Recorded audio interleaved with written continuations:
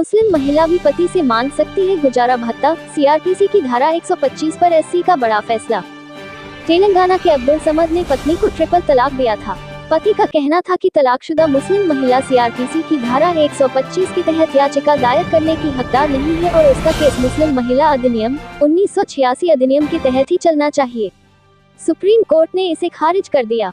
मुरैना में आधी रात घर की छत गिरने से मलबे में दबी मां और 2 बच्चे, एक मासूम की मौत।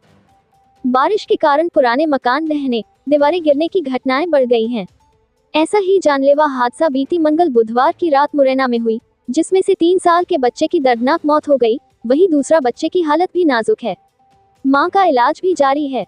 अमरकंटक एक्सप्रेस के एक कोच के पहियों से उठा धुआं, यात्रियों में मचा हड़कंप। भोपाल दुर्ग अमरकंटक एक्सप्रेस के एसी कोच B3 और B4 के पहियों में आग लगने से धुआं उठने लगा। ट्रेन मैनेजर सौरभ चौहान ने तत्काल फायर फाइटर की मदद से आग पर काबू पाया और ट्रेन को रोककर जांच की गई। घटना की जांच के आदेश दिए गए और ट्रेन इटारसी के लिए रवाना की गई। सावन में बदल जाएगी भगवान महाकाल की दिनचर्या। प्रत्येक रविवार को रात 2:30 बजे होगी भस्म आरती। महाकाल मंदिर प्रबंध समिति के अनुसार महाकाल भस्म आरती में श्रद्धालुओं के लिए चलायमान दर्शन व्यवस्था भी लागू की गई है। इसके लिए किसी तरह का शुल्क नहीं देना पड़ता है और न ही किसी से अनुमति लेने की आवश्यकता होती है। सावन माह में भी श्रद्धालु इस व्यवस्था का लाभ ले सकते हैं। पीएम मोदी और पुतिन की दोस्ती देख बदले अमेरिका के सुर, कहा भारत रुकवा सकता है रूस यूक्रेन युद्ध। पीएम मोदी और पुतिन की दोस्ती को देखकर अमेरिका के सुर बदल गए हैं।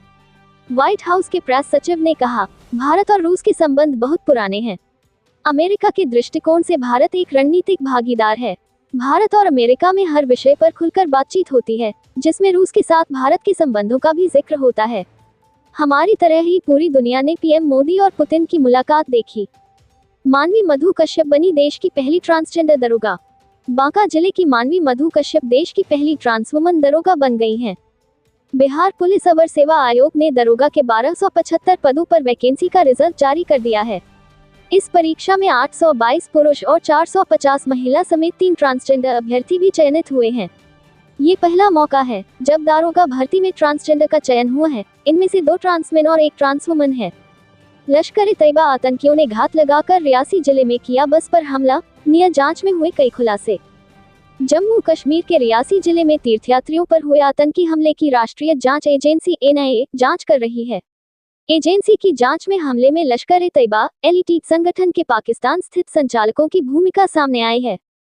उन्नाव में 18 बस यात्रियों की मौत। उत्तर प्रदेश के उन्नाव बस और दूध टैंकर से हुई भीषण टक्कर में 18 यात्रियों की मौत हो गई, जबकि कई अन्य घायल हैं।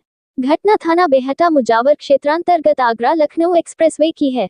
RSS के बाद गिरिराज सिंह ने भी की जनसंख्या नियंत्रण की मांग। बोले, कानून तोड़ने पर छीन ली वोटिंग का अधिकार। केंद्रीय मंत्री गिरिराज सिंह का कहना है कि जैसे चीन ने वन चाइल्ड पॉलिसी से जनसंख्या अनियंत्रित होने से रोकी, वैसी ही नीति की जरूरत भारत को भी है। भारतीय शेयर बाजार और उसके निवेशकों के लिए बुधवार 10 जुलाई 2024 का कारोबारी सत्र मायूसी भरा रहा है। एसी सेंसेक्स का 440 अंकों का झटका लगा है और 80,000 के नीचे फिसलकर 79,924 पर बंद हुआ है, जबकि नेशनल स्टॉक एक्सचेंज का निफ्टी 120 अंकों की गिरावट के साथ 24,313 अंकों पर बंद हुआ है।